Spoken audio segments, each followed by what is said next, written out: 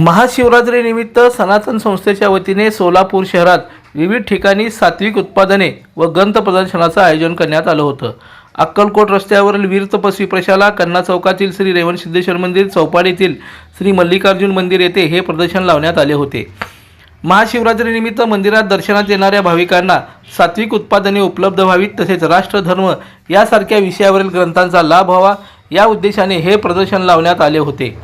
या प्रदर्शनाला अनेक प्रतिष्ठित आणि मान्यवरांची उपस्थिती लाभली, तसेच भाविकांनीही भरभरून प्रतिसाद दिला।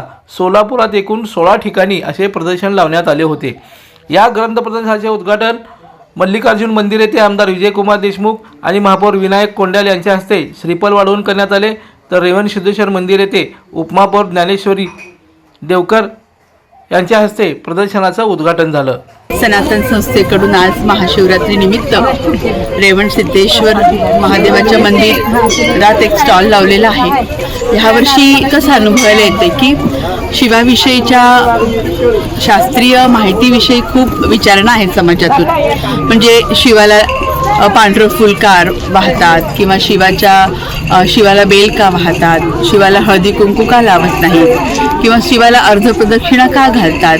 तर हे शास्त्र समजून घेण्याविषयी आज समाजामध्ये खूप अशी विचारणा आहे आणि त्या दृष्टीने आज समाज ग्रंथ पण घेत आहे असं एक जाणवलं।